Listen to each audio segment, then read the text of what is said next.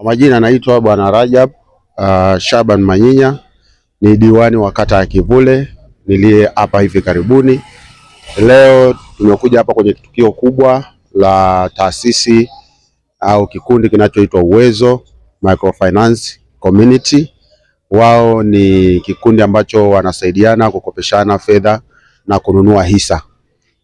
Kiukweli leo namshukuru Mwenyezi Mungu kwamba nimeshuhudia tukio kubwa sana ambalo limenionyesha kwamba kumbe vikundi hivi ni kitu cha maana kwa jamii.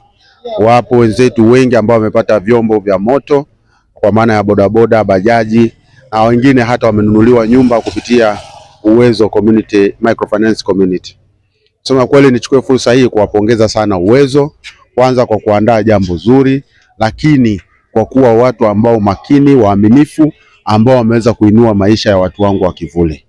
Mimi kama diwani, kazi yangu kubwa ni kuhakikisha watu wangu wanainuka kiuchumi, na nimechaguliwa kwa kazi hiyo. Pamoja na mambo mengine, ni kuhakikisha watu wangu wanainuka kiuchumi. Kwa hiyo kwanza natangaza kuwaunga mkono vikundi vyote ambao viko kwenye kata hii, ambao vina asili kama hii ya Uwezo, ambao wanakopeshana kwa uaminifu na wanainua maisha ya mmoja mmoja.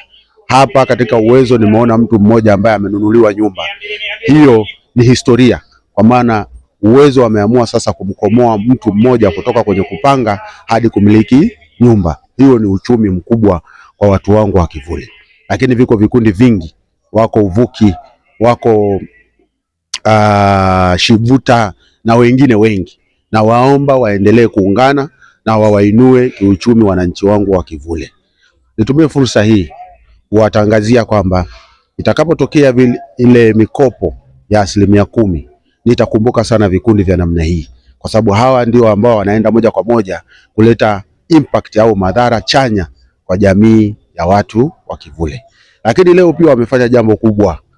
Leo wametuongoza katika kuchangia damu, na mimi kama kiongozi wao nimewaongoza wao kuhakikisha na mimi nakuwa sehemu ya wachangiaji wa damu. Damu hainunuliwi dukani. Damu inapatikana kutoka kwa mwanadamu aliyeamua kuchangia damu. Mimi kama diwani leo nimeshukuru sana Uwezo na viongozi wote walioamua kuwaorganize watu wao katika kuchangia damu. Damu itakayopatikana pale itaokoa maisha ya watu wengi. Wote tulioko hapa ni wagonjwa watarajiwa, ni wagonjwa wahitaji damu watarajiwa. Damu itaenda kutusaidia. Lakini pamoja na kuwapongeza kwa wote waliochangia damu pamoja na mimi mwenyewe niliyechangia damu, naomba niwashukuru sana hawa wenzetu ambao waliamua kupatana na sisi, ambao wanajiita SSI Group. Hawa wanatoa tiba kwa njia ya asili za Kichina, na wanapima vipimo vya mwili wote, lakini wana dawa zao za asili wanauza. Leo wameungana na sisi katika mpango huu wa uchangiaji damu kitaifa. Niwashukuru sana viongozi wa SSI Group, lakini niwashukuru sana viongozi wa kampeni ya kuchangia damu kitaifa, ambao leo wameungana na sisi hapa na wamepata chupa nyingi.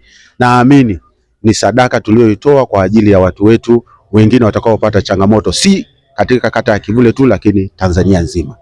Baada ya kusema hayo, niwashukuru sana. Mheshimiwa mbunge anawasalimia sana, anawapenda, ameanza kazi zake zinaonekana.